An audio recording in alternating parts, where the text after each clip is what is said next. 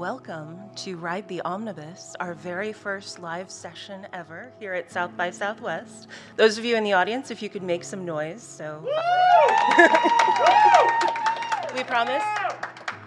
This is a very special episode of Ride the Omnibus, not only because it is coming to you live from South by Southwest, but also because it is the very first time my co-host Rabia Satabi and I have met.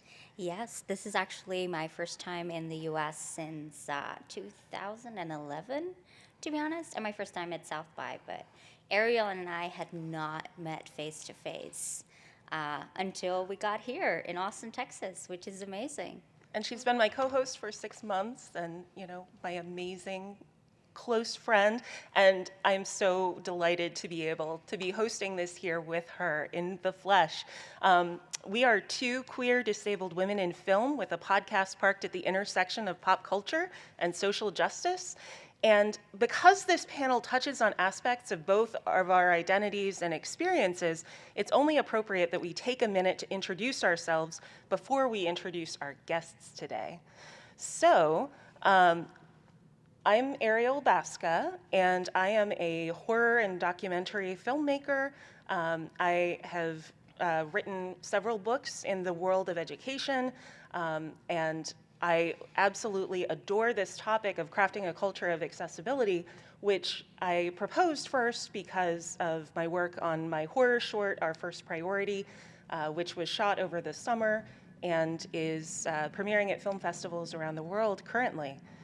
My pronouns are she, her, and I'm a pleasantly plump white woman with blonde hair and wearing black clothes with some gold lining on it. Awesome. My name is Rabia Sitabi. I flew in here from Amsterdam, the Netherlands, and I am a pop culture expert, an international horror expert, a film programmer for several different fantastic and Asian film festivals, and a international business and marketing consultant. And I love doing a whole bunch of stuff. I have a lot of intersectionalities in my identity, as I am both Egyptian, Indian, born in Europe, so also European, and queer, disabled. My pronouns are she, her. And today I'm wearing my favorite colors, which are mint green. And I'm mostly just super excited to be doing this panel, especially because it touches on our identities as well. Yeah. And before we introduce our lovely panelists today, I do want to recognize our ASL interpreters, who we are lucky enough to have here, Josh and May. So thank you very much to them for being here and working with us. We really appreciate it. But our guests today are Dominique Nieves and Adam Stovall. Hello. Hi. Hi. And so, to give you a quick intro before Dominique introduces herself, Dominique is the BAFTA Breakthrough Award-winning director, and her name is Dominique Nieves. Am I saying that correctly? Yes, you are.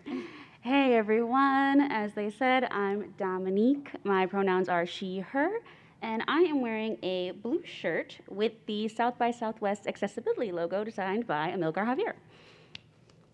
Woo!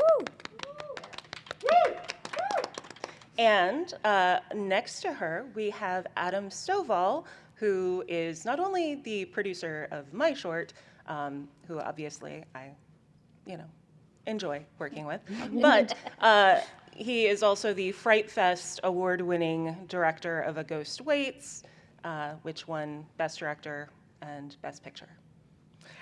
Yes, thank you. Hi. I'm Adam, 5'9" white guy with salt and pepper hair and too much white in his beard, wearing a blue shirt with white dots, and this is my first South by, and I'm frankly still stunned that I'm here. So thank you very much. Oh, he, him. Pronouns are he, him.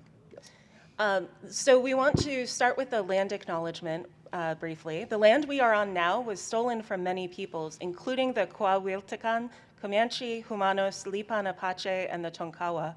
We are grateful to work on this land, and we acknowledge that we need to protect and honor the history of the indigenous people from other tribal nations who have been or have become a part of these lands and territories. We share this in the hope that our listeners may join us in honoring our past, present, and future. Without this land, this earth, and each other, we are nothing. So we're starting this conversation with a few different precepts about disability that not everybody is necessarily completely familiar with. Indeed. So let's start off with precept 1, which is people are disabled in different ways. What is true for one is not true for all. Additionally, people's needs change on a daily basis. So an accommodation that is not needed one day could be very necessary still the next day, which is, I mean, I'm, as they call, non-visible disabled. If you see me at first glance, you wouldn't know immediately that I have a disability, or in my case, several disabilities. But how does that work for you, Dominique? It's funny because, you said non-visible, which I really appreciate, because Yeah. someone once said to me, like, I also have an invisible disability. And I was like, well, first of all, I'm not invisible. And second of all, when I use a wheelchair, there's nothing invisible about that. But like you said, it's dynamic, right? Things change. And I've definitely had those challenges, even here. I'll have to call you in, South by Southwest. Someone came up to me and they were like, well, why? Why do you need the elevator? And I said, because I just told you that I do. And, hopefully that will be the future that is simple as that. Yeah, and it's the interesting thing about that, and it's good that you're calling that out. It's especially if you have non-visible disabilities, or if people don't understand what your disabilities are, they'll be like, okay, but you had a crutch yesterday, and today you're walking with. Why are you pretending? What's happening here? Like, why? So sometimes, I don't know if it's the same for you, Dominique, or for you, Ariel. I almost feel like when I'm accessing something through accessibility or through my disability, I kind of feel like I always have to prove to them, yeah, I'm sorry, I have disabilities. I do. I promise you, I do. It's just that you can't see them right now, but in 5 minutes, you'll see me drop to the floor. So please. Very relatable. Yeah. Yeah. And it's that notion of having to perform your disability in order for other people to recognize it that can be Exactly. very, very dangerous. Exactly. So just making sure that people are aware that needs change, et cetera. Yeah. Precept number 2 that we want to talk about is actually the social model of disability that I want to make sure our audience is familiar with. People are disabled by barriers in society, not impaired by something other. We do not suffer from disease, deafness, or disabilities, but we live with them. We are not defined by our differences, but we are prevented from living with equal access to resources because of the physical barriers, lack of accommodations, prejudice, and exclusion in society. And this is really important for people to understand that when we talk about disability, really the most important thing is making sure that society is set up in such a way that allows for people with disabilities to live full lives with equal access to resources. And this is something that, according to the social model of disability, which is what we subscribe to, the real reason why topics like this are so important. Indeed. And I don't know if either of you want to jump in on this, and we'll talk about this more later when we get into the questions, but I think all of us agree on the fact that if everything is accessible to everyone, it also helps, people who are not disabled. It also helps people who are maybe not aware that, life could be a little bit easier if there's more accessibility. It's not only linked to people who have knowledge about their disabilities, or have visible disabilities, or have,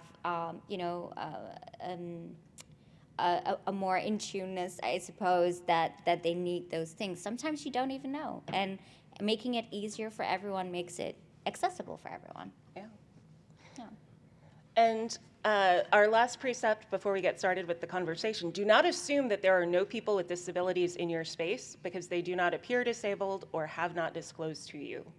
People with deafness and disabilities make up 26% of the population.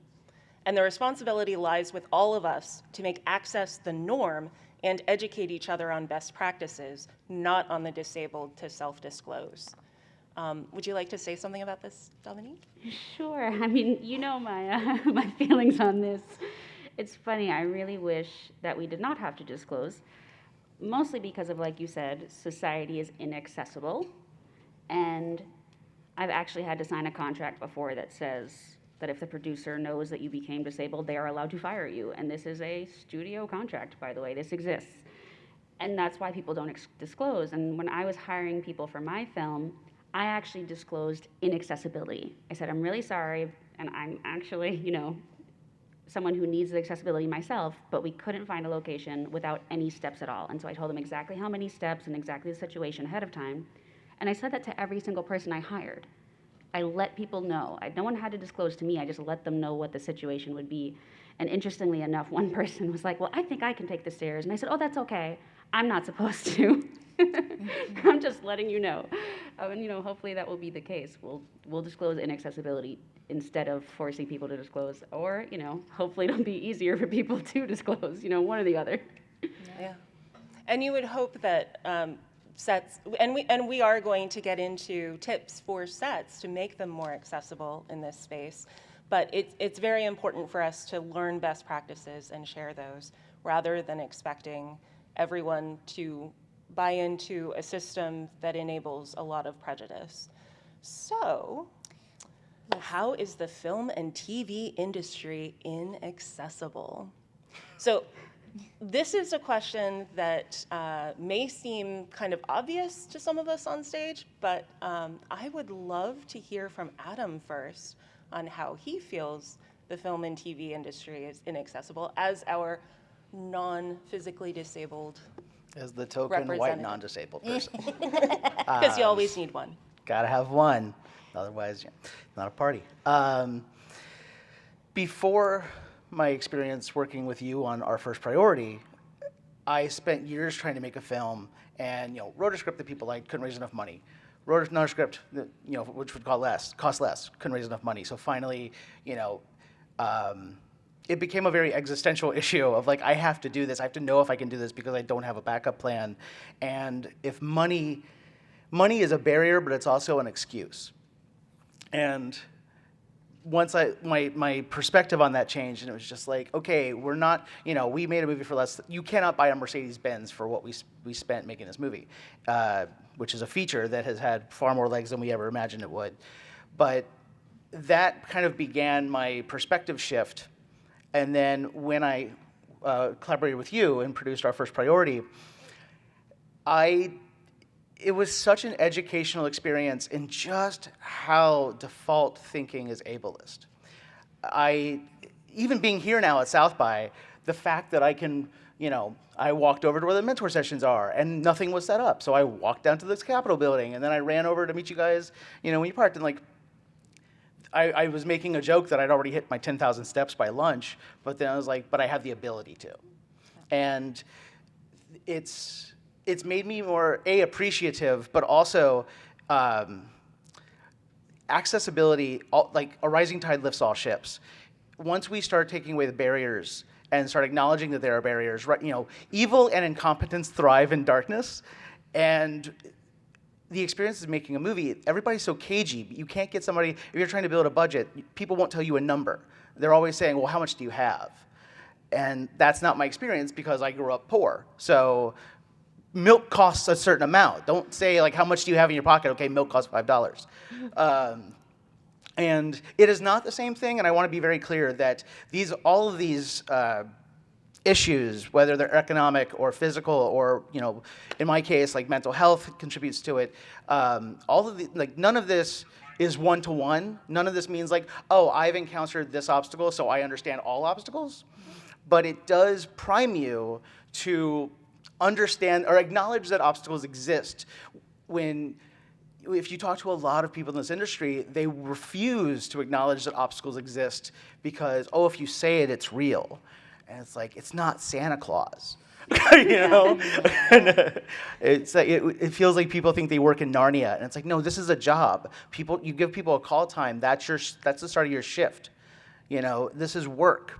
Yeah. And because it's a dream that we all chase, and it's such a rarefied space to be in, we don't treat it like it's work. And I really feel like all of these issues, again, economic, physical, behavioral, all these things become, if we acknowledge it and we work towards again, the rising tide. You know, it helps everybody, and I think that's part of the conversation that people have to have is, well, I'm not disabled, so just a conversation about disability doesn't pertain to me. It absolutely does, and that was just such a massive lesson. And Ariel and I have had like so many conversations because I'll be like, oh, it's like this, and she's like, pull your foot out of your mouth and let's talk about what just happened. It's like, thank you. So I'm actually thinking right now, like, do I regret anything I just said? But yeah, so that has been my experience heretofore. But you have also brought up a really great point about how money is part of what makes it inaccessible, and that it's, you know, both the problem of being used as an excuse. No, we can't make that accommodation. That would cost too much. No, you can't have 4 hours a day on a set. I mean, 12 hours is the norm for a reason. So, you know, we can't accomplish as much. That's going to take too many days, and we don't have that money for that. How many times have you encountered that, Dominique, in your work? You know, it's funny. I think budget is a part of it, and I think you talked about default thinking being ableist, I think is an even bigger part of it. Because I have met people who are really interested in making their sets accessible.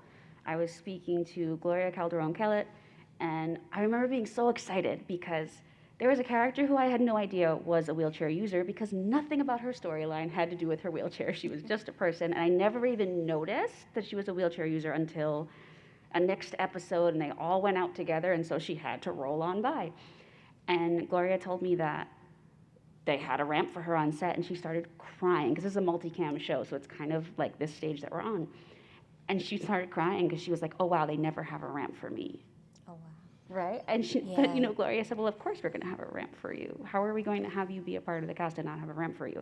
And so I really think, I think, of course, budget is a thing, maybe on indie projects, but when we get to these bigger projects, I think it's that default thinking. Yeah. It's just, you know, being willing to put in the effort to make it happen. Yeah, and even if you look like multi-million-dollar productions, right? I mean, one of the examples that I love to give is the fact that the actress that played Daenerys on Game of Thrones, her name for some reason is now Emilia Clarke. Thank you, Emilia Clarke, indeed. She hid the fact that she was actually, you know, dealing with a chronic illness, and after the first or second season, when she became massively popular, it came out that she actually had, was it An aneurysm. an aneurysm? Yeah. That was the word, yeah. So, and that was massive because she was working those crazy hours, and it's that hustle culture mentality, right? We were talking about that default thinking. It's like, no, you have to like pull through 32 hours, otherwise you're not trying hard enough to make this thing, to deserve to be on this set, to be part of this big thing. Whereas we've seen now recent years that more accidents happen, more injuries happen, a lot of delays happen. People because literally die. People literally died, indeed, because someone was working 34 hours and then had to do like a security check or something that had to do with safety, and literally was like, you know, awake for too many hours to do it properly, and it cost someone else's life. We have kind of a specific example of this. Do you mind if I tell the Go Thursday ahead. story? Okay. So on our short that we worked on Ariel short that I collaborated with her on, I was kind of a Swiss Army knife of a producer, and I was doing a lot. And the Thursday, the penultimate day of production, I had to cover a little bit for Ariel, and when she got back to set, I was walking over to get something. I don't remember what now, and I like wavered. I was a little wobbly, and I caught myself, and then I like felt tears coming, and I was like, oh, I'm about to have an emotional collapse. Like, seriously, I had a nervous breakdown. And I went over, I was like, I gotta get off set. I gotta get away from this. Like, this is not gonna be productive. And I go to tell her, and I can't get words out. So I'm like texting her as I walk through the parking lot back to the hotel, just bawling. I mean, just like I'm walking through a parking lot of like an Aldi, crying. People are just looking at me like, what? And I'm texting like, I'm so sorry, I have to lay down for a little bit. And I went and lay down for an hour, and I got up, and I was feeling like I wasn't crying, but when I thought about returning to set, my heart I could just feel my heart. And I texted her just like, do you mind if I get my laptop? I'm just going to go somewhere and work on the schedule for tomorrow and make sure that we have everything that we need, but I don't think I could be on set. And she said, absolutely. I went back, I got my laptop, everything was fine. It is the first time, not even on set, on a job, where I felt comfortable prioritizing my mental health. I can tell, if you have time to lean, you have time to clean. I'm sure we have all heard that. You know, the jobs that I worked, you cannot be a person. And it was one of the most amazing experiences, and it's part of this. It's part of this culture of you can't admit weakness. You can't admit, you know, like, because you gotta want it so bad that you'll push through anything. And anybody who's made a movie knows your job is to run through walls. But like, that is a wall you cannot run through. Yeah, and if you do, it will mean very bad things for your health, your life, and everyone around you. Very true. Very true. But I also want to acknowledge that within this question of accessibility, intersectional identity plays a huge role. And I wanted you to address that, Rabia, and kind of talk about how those things work into it. Yeah. So again, for those who are listening, I am a brown woman. I very much look Egyptian Indian, and on top of that, I'm also queer and disabled. So there's no way for me to like escape marginalization. And intersectionality is really. It really affects accessibility, because if you're disabled or you have disabilities, it's already a hurdle. There are already barriers in place. But then if you place any other identity on top of that, it multiplies it by so many more. So access as a brown woman is already hard. Access as a queer woman is already hard. And then on top of that, not being able to grab access for myself through my disabilities makes it just sometimes impossible. I've applied for a lot of jobs in the film industry where I was mentally very, and like education-wise and background-wise, very, very capable to do. I've even gotten all the way through interview processes, all the way to the end. And then when you have like these final conversations with like a director, like someone who's like all the way up top, and they see you walk in and you have a bad day and you have a cane, they first see a brown woman with a septum in her nose. And then secondly, she also has a cane. Oh no, we cannot have this. This is, no, don't touch it. Might rub off on you. So I can get all the way, I can be the last candidate left for a prestigious role at a festival, for instance, and they will just not hire me the moment they see that I am very, very much a brown woman, and also every now and then require a cane to get around, which is very saddening, to be honest. But yeah, every identity that you pile on top of being a person that deals with disabilities is just exponentially makes life harder for you, definitely. How about you, Dominique? Because you have some intersectionalities going on yourself. You know, it's funny. I think for me, they live a little bit separately, but it's like you said, you can't get away from them, and it's like separate hurdles to go. Yeah. But it's funny because people of color in general, we work so much harder because we have to prove ourselves. We don't have a choice, Yeah. right? People always, when I got into Columbia, people thought I meant the country. And Oh, no, wow. really, and they said this to my face. We're in the same advanced classes. Why did you assume that I didn't belong in this advanced class with you? Yeah. And they really were just like someone was like, damn, I thought you'd get really far in life. Like, you have to go all the way to Columbia to do college. I'm like, Wow. no, I'm going, like, vamos para Manhattan. Like, I'm going to Manhattan. Like, I heard good things about the coffee. no, really, it's so funny that you have to go over that hurdle. Yeah.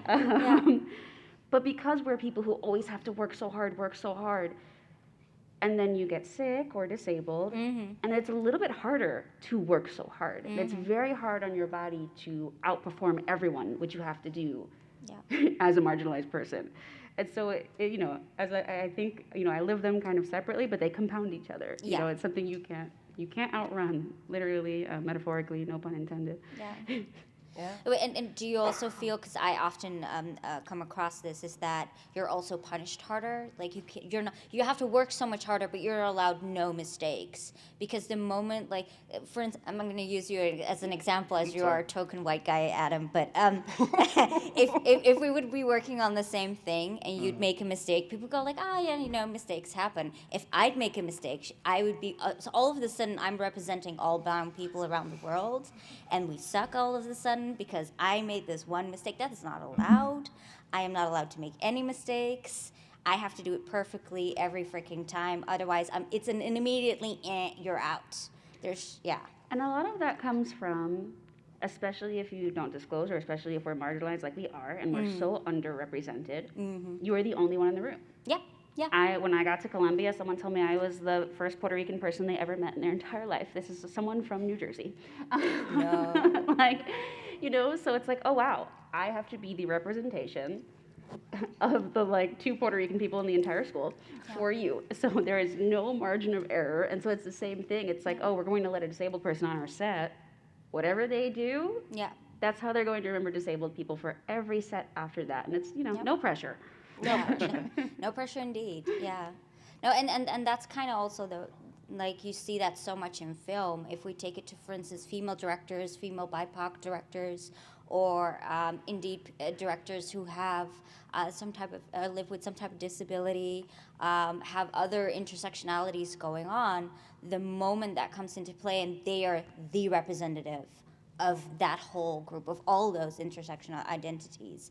And if they make a movie and, you know, the white men cisgender critics don't immediately like it, you will see that that person will never again get funding to do a big film. Whereas, you know, you have the Ridley Scotts in the world, sorry if anyone's a fan, but who can make a movie about Egyptian gods with a UK cast for some reason. I can tell you, as an Egyptian person, the only thing the people from the UK did in our country was eat our ancestors. Literally, they ate our mummies. That's why there's no more mummies left in the world. Almost no more mummies left in the world. But then he makes a movie like that. It shits in the box office, pardon my French. And then, you know, next week he gets another $200 million to make a new movie because, yeah, of course he can't. He's allowed a mistake. He's allowed a $200 million mistake. That's totally fine. Yeah. But the same permission is like, yeah, we hired a woman that one time. It didn't work out. Let's never do that again. Let's never do that again. You know, well, she had disabilities. It went over, but let's never do that again. I literally had someone tell me that once. Like, yeah, I've worked with an Indian person before. Yeah, the culture didn't match, so we're not doing that again. And I'm like, dude, I grew up in Amsterdam, in freaking Europe. I'm multicultural. Like, this one Indian person does not represent the other 2 billion of us in the world. Thank you very much. Yeah. Go ahead. Well, it's been interesting. Just as a cultural observation, things have gotten so much better in that we have the language to articulate so many marginalizations and so many conditions and so many things that, you know, have long existed, but we just didn't have the words for. And you know, the speed of progress is eclipsed only by the speed of acclamation. Like, once we have the words to say something, somebody is ready to say meh. And you know, and it's just so interesting how communication kind of conflicts with each other, where you can articulate your marginalization and somebody else has theirs. And if they're in a bad mood or just predisposed in a certain way, they treat your marginalization in competition with theirs. And it's not a conversation, but a competition. And as somebody who prefers to kind of sit back and listen, it is fascinating to watch people just inflict themselves on each other and then walk away lamenting the experience when they went in with their knives drawn. And yeah, like, we need to acknowledge the machinery that's in place for empathy, and you know, whether we're doing it right. You know, I grew up in the Midwest and the South, and not growing up as part of a creative place, I always kind of think I'm doing something wrong. Like, I'm always like, is there a better way to do this? Is there a better way to say this? Did I screw that up? Is it failing because, like, is it because of me?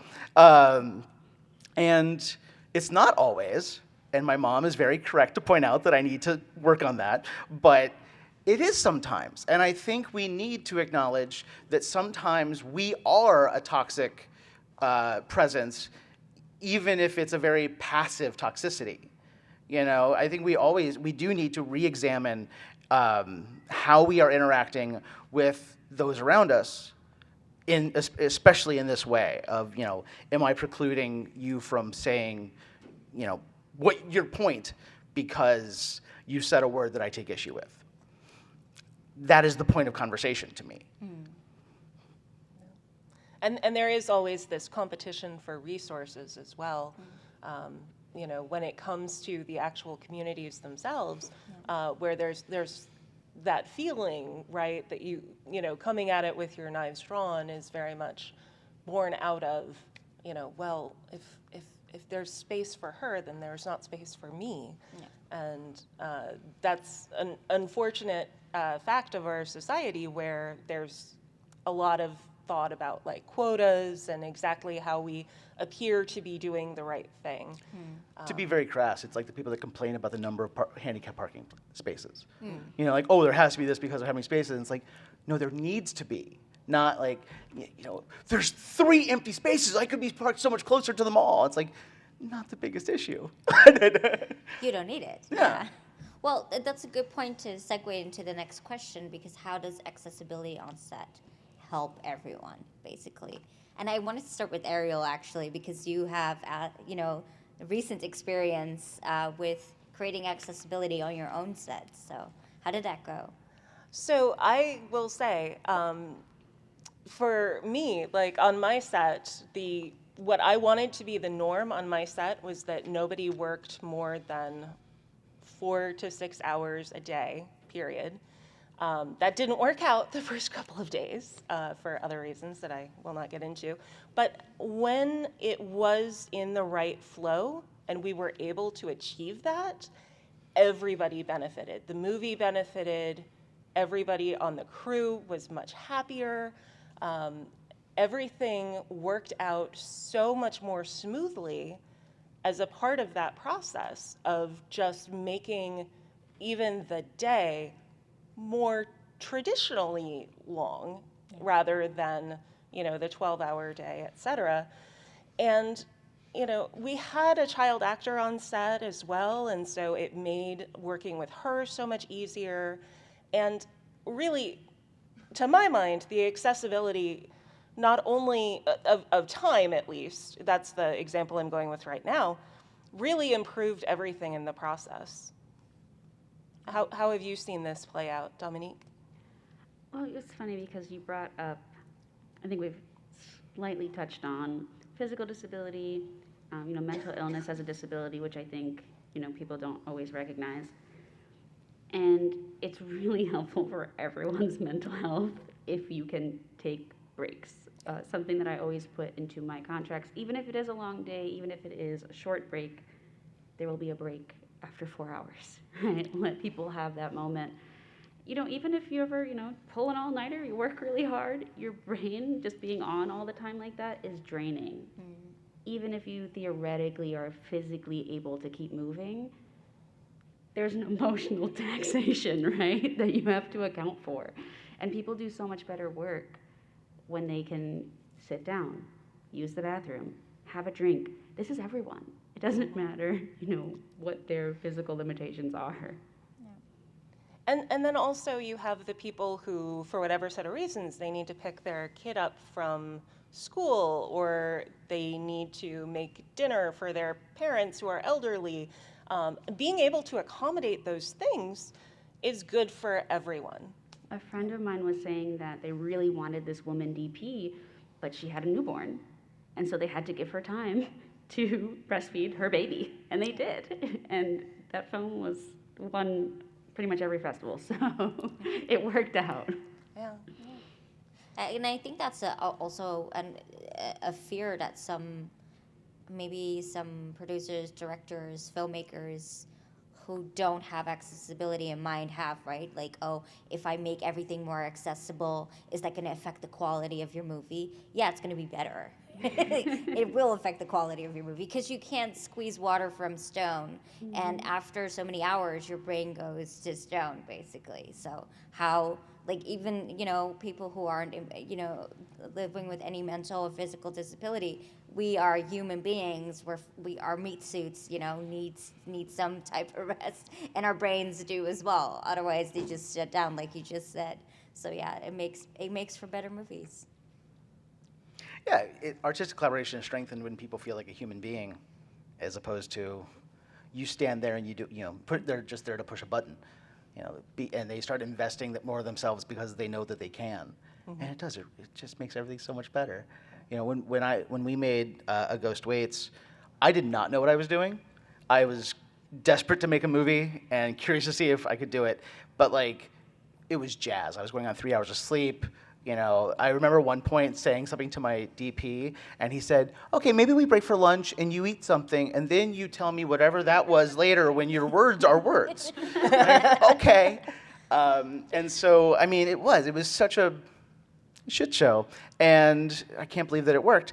But then when it came time to produce our first priority, I had that experience where I could just be like, okay, now let's watch out for this, and let's make sure we're not doing this, and and I'm excited to make another movie and kind of apply these lessons because like I was at a filmmaker happy hour and we were talking about like, yeah, I made a movie for $44,000, and immediately this person was just like, I have $44,000. Can we make a movie? I'm like, oh, I'm never doing that again. Like, I didn't make any money, and I had like 3 or 4 health scares, so like, no. But yeah, like it tells you kind of what to, some people have to be taught what to avoid, and some people can just say like, oh, that's a red flag, maybe don't run towards it. And yeah, like, everything gets better if you just leave space. But we're all so afraid because most of us don't get handed an opportunity to make a movie. So we're so afraid that opportunity is going to be taken away for whatever reason because that's just how the universe is. Oh, Tuesday you had a green light, but it's Wednesday now and it's red light Wednesday. Sorry. So we're also afraid of it not working that we just don't talk about it. And that's kind of a lot of what we're talking about is just like, take the time, take the time it takes to write the script. Take the time it takes to hire your crew. Take the time it takes to make the movie. You may not have a budget for 20 days, but if you're good at planning or know someone who is good at planning and can talk to them, like, you can at least identify concerns and leave space to address concerns. Yeah. Yeah. Well, actually, this perfectly rolls us over into our next question, and I'm going to be asking all 3 of you, since the 3 of you are all filmmakers, but what would your ideal version of an accessible set look like? And let's start with Ariel.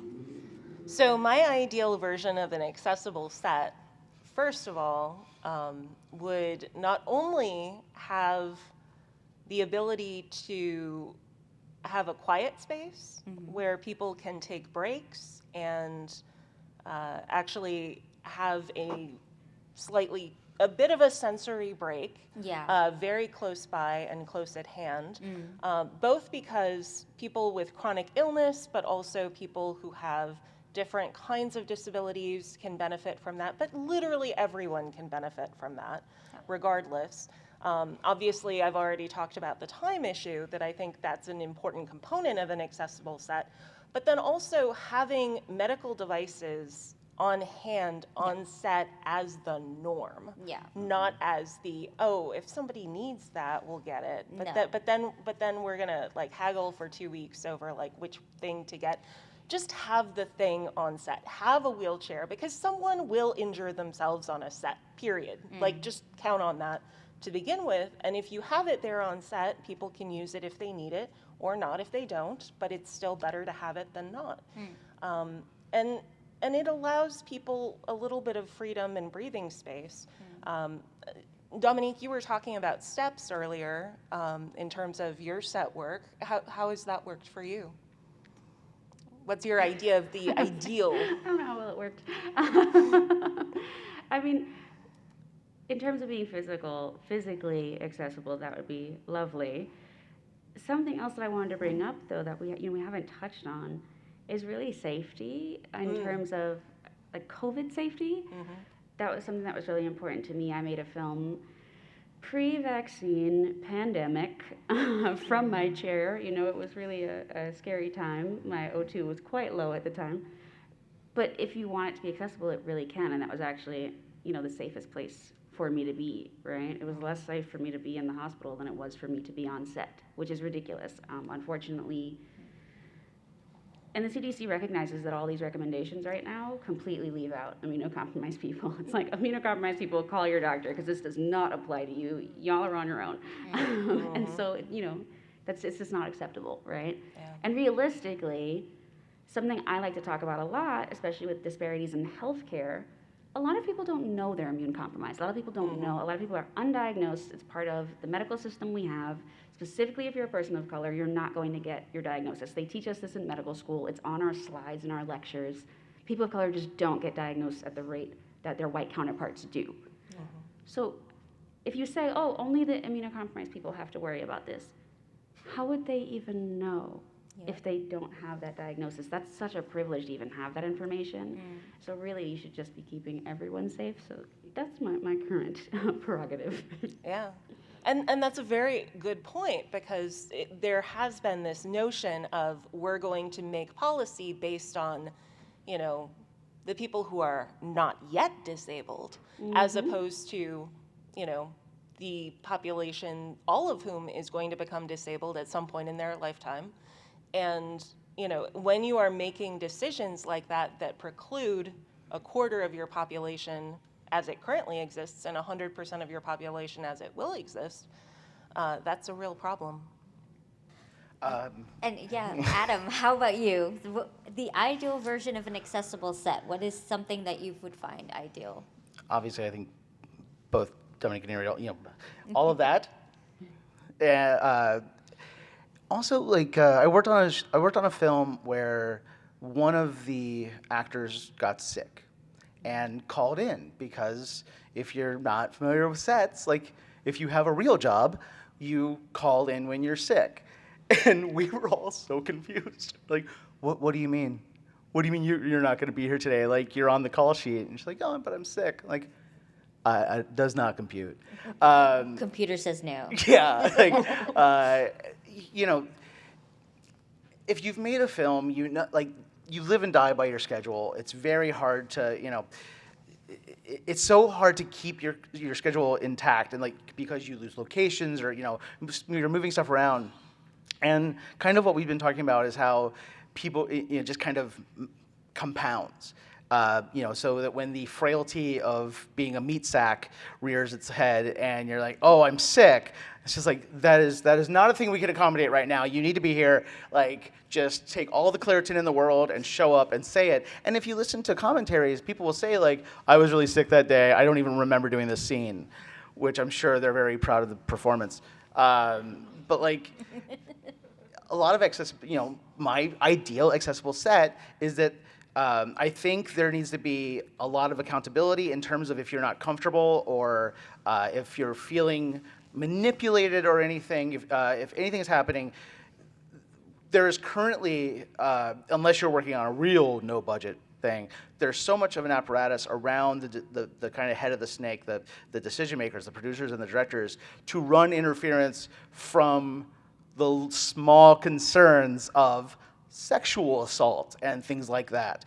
You know, so that when they come up in the press, the filmmakers can say, oh, if we'd known about that, we would have addressed it. I think there needs to be a direct address system that if you're comfortable speaking to your department head and that works, that's great. But you should be able to talk to the producer, like someone who can make the decision of, if this person is doing this and it's, you know, it's untenable, you need to talk to somebody who can fire that person, because absolutely you should be fired for that sort of behavior.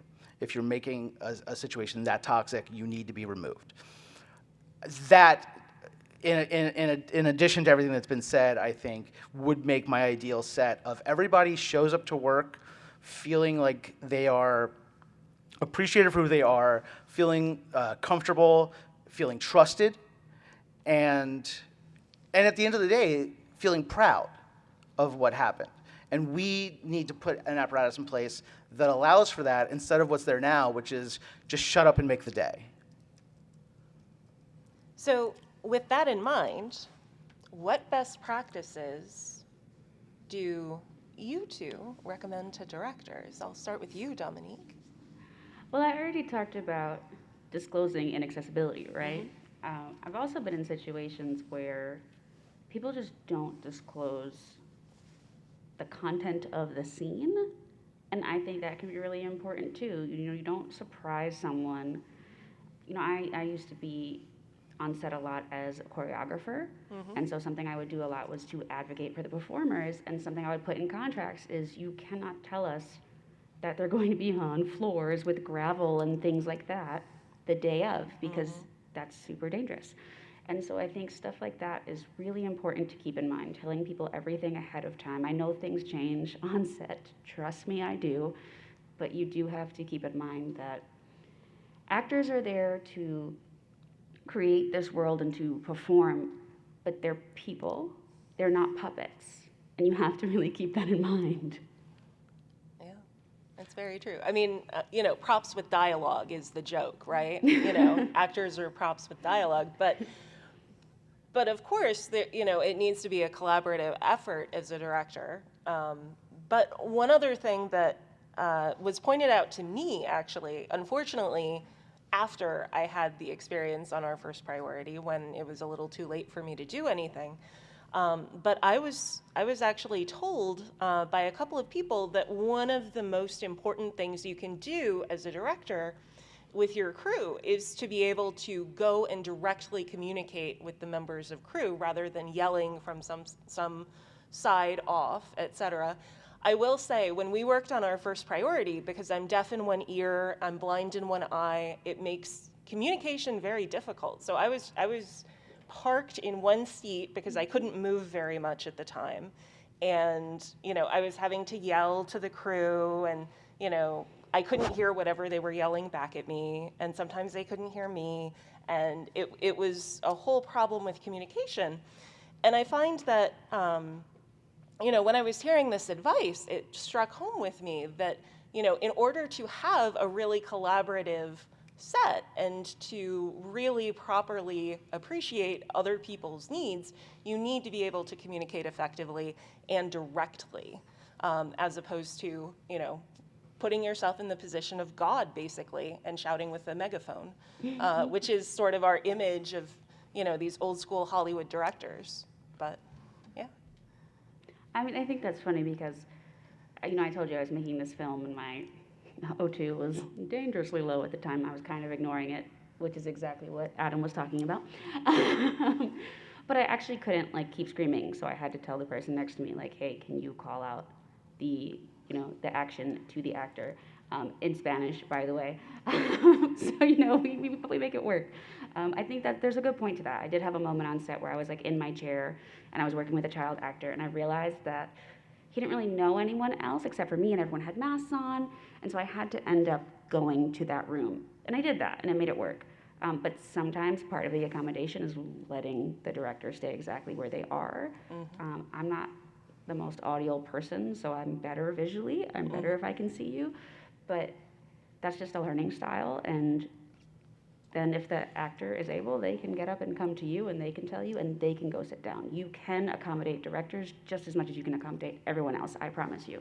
Exactly. And I will tell you that on my set, like, it was wonderful because I had Adam, who was sort of the liaison to the crew for me, because he happened to be wearing like 18 gazillion hats as my assistant director, my DIT, my, like, literally everything, you know, carrying medical beds by himself, like literally everything.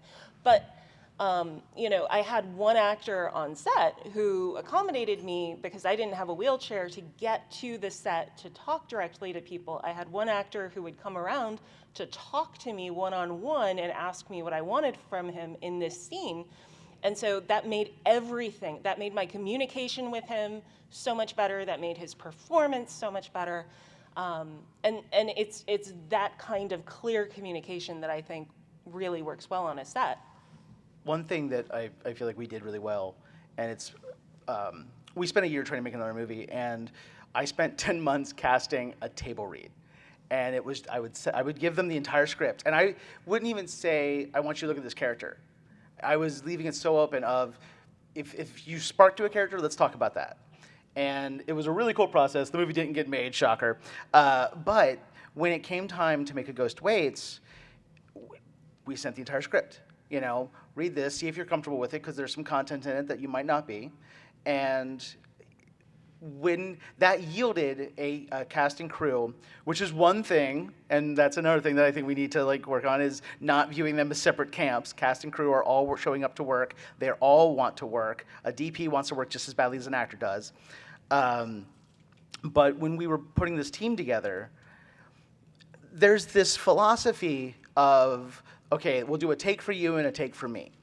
And I feel that is anathema to how I like collaboration. Every take should be for us. We need to be on the same page. So if I'm directing a movie, again, it's a conversation, not a competition. I'm not trying to out-direct you as an actor. You know, we're all trying to score the same touchdown, guys. And that is something that, like, I, as you heard earlier, like, I completely own that we lucked out. It's a miracle that the movie works. There were so many things that could have blown up in our faces that didn't. There were so many things that did. We got through it. But going forward, the biggest thing to me is I now know how to pursue collaborators in the most effective way, where when we're on set, we are all moving in the same direction, you know, as opposed to, okay, well, they want it this way and I don't get it, but whatever, you know, that ends up not being that great. Whereas if we all feel like, I love this scene and I want it to be the best scene possible, it tends to be the best scene possible. That is a thing that I wish more directors acknowledge that Altman said, like, once you've cast the movie, 90% of your work is done. Honestly, once you're on set, director's not as involved as I thought they would be, like, on a lot of sets. They're just kind of wandering around, and the AD is the one, you know, kind of keeping everything moving. I think directors need to understand that preparation, the point of preparation really, is to get everybody on the same page, so that once we're reading, they have time to be accountable, to have conversations with people, and read how the terrain is shifting, you know, as we're moving through this project, whether it's a 12-day shoot or a 120-day shoot. You know, they do all have the same issues. They just, some have more of them than others. True, true. And because you've both been a director and a producer, what best practices would you recommend to producers in that case? Ladies first. So I think it's all about making it work. I told Ariel a story about how I had someone on set, and I didn't realize it at first, but there's someone who I knew personally, and I realized that they were, you know, going through something, and they just weren't as present as they usually are. I figured it out at one point. But we had someone on set who had a different role, and I said, you know what, in her current state, I think she'd be better at the role that you're doing. Can you two swap? And it worked out. It worked out perfectly well. We just accommodated her strengths for that day, right? For her headspace that day, for what she could do that day. And it worked. You know, making those small changes didn't hurt anyone. A little harder maybe if you have union stuff going on, but we didn't. So we were able to do it right then and there. And I think it's about being perceptive to people's needs. Being a producer is super, super hard. Shout out to all the producers. But you know, it's about making things work for your people. That's the crew that you have. And utilizing everyone's skills in the best way is going to make the best performance, the best film. I worked on a feature where one day, the UPM, she was like, you know, M&Ms would be really nice right now. And the producer went and got M&Ms and brought them to her. Oh, wow. And it was like Christmas morning. It was amazing. I mean, it's such a small thing, but I think, you know, the job as a producer, yeah, you're doing a really cool thing in that you're creating this film and you're creating opportunities for people, and they're grateful to you for the opportunity. but you also need to be grateful to them for what they're bringing to the project. You should want to collaborate with people who excite you, and who make you very optimistic and very energized about the project, and just think like, man, I cannot wait till this is done and I can share it with the world because it's going to be amazing, because they're amazing and they're amazing and they're amazing and you get a car, you get a car. You know, I guess I am the Pollyanna, but like, I do think a lot of this is just producers, directors, everyone around you is also a human being, and everyone around you also had to get, you know, they might not have had to get up as early as you know, but everybody had to get up to sit in a makeup chair for 3 hours before they can do their job. Or, you know, they had to get up to start the coffee, you know, so that when people get to set, there's coffee, and isn't that nice? I mean, everything, every single job on a set is important. And one thing, to go back for a second to the ideal set, would be fewer people, to me. I've worked on films where you're just accustomed to having a big budget, and so hire as many PAs as possible, and you just are stuck. You're left with all these people sitting around waiting for someone to tell them what to do. And when you have, you know, 12 people sitting and waiting, it takes energy from what's actually happening. You know, film is already a hurry up and wait. 25% are working and 75% wait, while that 25% finishes, and then they felt, you know, like it's this kind of round robin of labor. And if we just focused on what is actually needed, as opposed to let's just throw as many PAs into this room as possible, like, I don't know, I'm not so sure that good things come from that. Kubrick had a very limited crew, and I'm not saying that Kubrick is, you know, what we should all aspire to at all. Like, no. I think he had a really good idea in that it's easier to communicate with 12 people than 100. Yeah. You know, yeah, some days you're gonna need a lot more staff because you have hundreds of background. You know, you're shooting a riot scene, and there's stunt workers, and there's background, and there's props, and there's this, and there's that, there's VFX. You have all these things, so yes, you need a lot of people on that day. But if you're shooting the opening of Hard 8, and it's two guys at a table talking, why do you have 10 PAs? You know, that's just wasteful. It's wasteful of budget, and it's wasteful of time. And those are the two things we never have enough of. So, yeah. So, oh, go ahead. Just tagging on to that, because you bring up this idea of having multiple people. I actually think it would be better to take, you know, your idea and Ariel's idea and put them together and have people do shifts, right? Especially something like a PA, theoretically, they don't have to be there the entire day. Why can't they do 4 hours and 4 hours? And you've just made it so much more accessible for someone.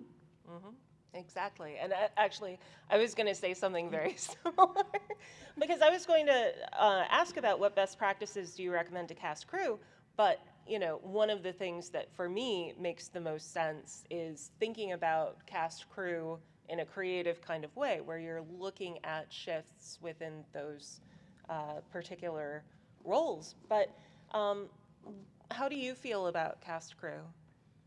In terms of Well, doing what shifts? They're wonderful. Well, I mean, obviously they're wonderful.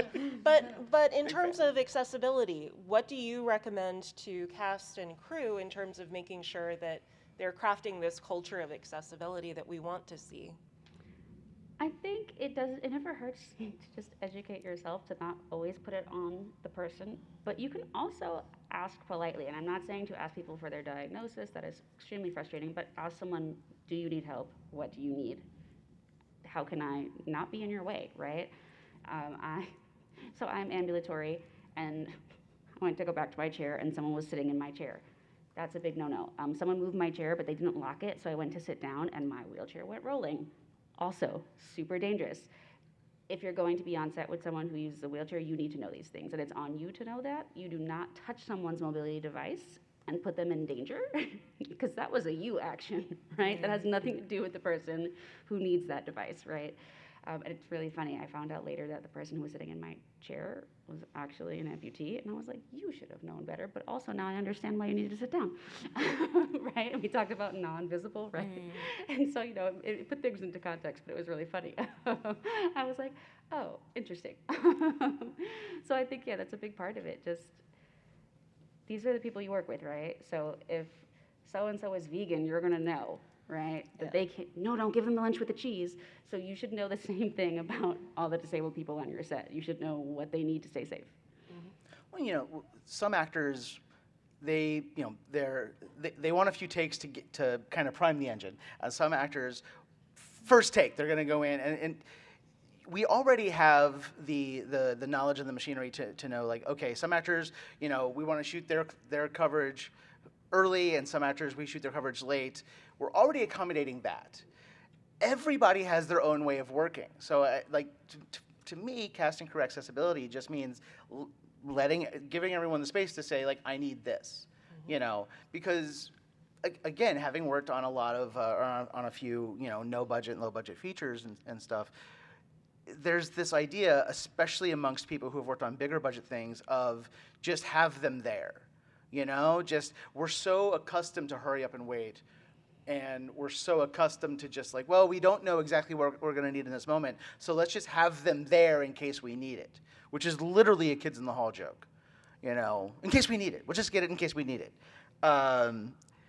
And that is not the most, as someone who's worked in the civilian world, efficiency is not the enemy. Like, we should want efficiency. Efficiency is more effective. Or efficiency breeds effectiveness, whatever the word is. Who cares? This is an audio podcast. That, to me, is like, yeah, let people know that if you're having a hard day, you can say it. If you need this, if you have this concern, if you need an accommodation, whatever it is, people need to feel emboldened to own that and not feel like they have to conceal it. Like, it's such an easy thing, but that's not an easy thing. It's such a foundational thing, but we just elide it so much. Okay, now I have unfortunate news. We are now past 12:30. We have No. gone beyond our time. And we have a lot of other great questions here, specifically about what we recommend to festival directors and programmers, which we definitely want to address, as well as best practices that we recommend for audiences.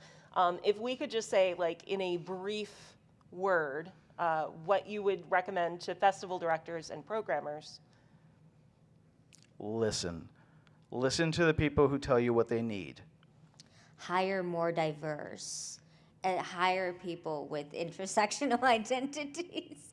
I mean, that's the big problem, right? If you don't have anyone in your crew, in your programmers list, who is part of a more broader, of a marginalized group of a group of disabilities, no one's going to alert you to the fact that there may be a movie that needs closed captioning, or if there are movies with audio description, or what other things to think of at a festival in general. I think just having like an accessibility desk is great, but not having them part of the main production meetings, not having them part of the setup of the whole festival in general is a miss. And you need to have them be part of the core, not something you tack on later. So if not having those voices within your main team, the people who have actual decision power, is where things go wrong, or where eventually it's like an afterthought. Oh yeah, we need to do, by the way, we have to comply by this accessibility thing. Let's make sure we have like somebody assigned to it or something. Yeah, we'll have like a ramp or something. Cool. It's imperative to include diverse stories. Yeah. Audiences are hungry for representation. They're hungry to learn about experiences outside of themselves. Growing up, the things that I like to read about were not only people who looked like me, not that I found that very often, but I really did want to learn about other things. That's part of why we consume media. So it's not only for the disabled people watching, it's for everyone watching, and I promise audiences want that. So what best practices do you recommend to audiences? Again, we have to be really quick because I have the fastest one. Vote with your wallet. Spend money on diverse projects. Spend money on projects made by disabled, directors, cast, crew. Spend money on or advocate. Let your voice be heard on socials. Use that power that you have, because everyone wants access to your wallet. So make that wallet scarce. Spend it on those who need it. Spend it on those voices that you want more represented, because that's the only way you're going to get a crack in the system. be curious and watch things with an open heart. Don't, I see especially on social media, a lot of people seem to go into a film or a TV show with a checklist of, okay, before you start telling me your story, what are your feelings on labor rights? And it's like, it's about Santa Claus? Like, yeah, the elves, tell me about the elves.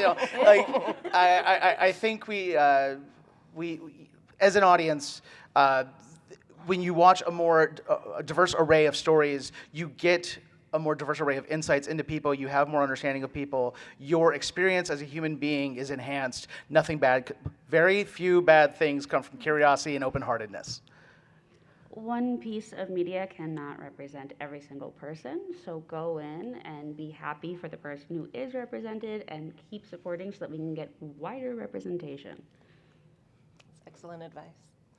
So, we've already talked about this quite a bit, so I'm going to just quickly ask, what resources do you recommend? The first thing that I'm going to mention really quickly is Respectability's Disability Hollywood Inclusion Toolkit, which is an excellent resource for those of you in the movie industry and the television industry to educate yourselves on some of the best practices that we haven't had time to go into here, but it also suggests a whole lot of really great resources. Is there a resource you'd recommend, Dominique? Honestly, I haven't seen one that I felt included me, so no, sorry. Yeah, I can't really think of, I don't know. That's a really good question that I feel like you've asked before, and maybe I had an answer then and I don't have one, but like, no. I'm so sorry. See, and this is so sad though, because this just shows exactly what the gaps are within the industry, that we need more resources, that we need more things that can help us make our sets more accessible, make our spaces for film more accessible on the whole. And hire poor people, because we know how to get shit done on a budget. all right. And I want to ask really quickly for Dominique and Adam, what projects you have coming up? My immediate next project will be, I'm sort of web seriesifying a pilot because it's very hard to get an all Latinx cast greenlit. I've done it before and I'm going to do it again. So it is about Caribbean Latinos in New York City, and it's about how class can make our experiences very different. My creative partner and I, McLeod Andrews, and I are working on what will probably be the next movie. It's still in the writing stage. We have a lot more interest in it than I thought, which is really cool. But more immediately this summer, I'm producing a short film written by an Oscar winner, and we are looking for fundraisers because we're looking for financiers because our investor backed out to pursue the work of podcasts, which is great. Love podcasts. Don't like it when money leaves the room. So if anyone hears this and you want to be involved with a short film written by an Oscar winner, I'm on social media and I'm pretty easy to find. At Adam Stove on Twitter, at not Adam S on Instagram, and I tend to respond. My DMs are open. So not that he's desperate or anything. Not at all. Yeah. Well, we look forward to seeing the new projects that both of you have coming up. Those sound phenomenal. We have to finish up real quick, but I want to acknowledge a few people really quickly. First, Amilcar Javier for coming up with our beautiful logo for accessibility in South by Southwest, and also William Dass and Danielle Dass, who are a fundamental part of making this podcast happen. They are not here with us today, but they are very much in our hearts. And if you take a look at the screen right now for Ride the Omnibus, you have all of our social handles, etc. For those of you at home, Rabia is at Arpish. I am at Ruin My Sky or at Just Ask a Baska. Adam is at Adam Stovall, at Not Adam S. You can reach Dominique at Iron Glove Productions, and Ride the Omnibus is at Omnibus Ride. Thank you so much for taking a ride on the Omnibus. Thanks for having us, and thank you everybody for attending. This is really nice to see other people, and it's not on a Zoom screen. Woo!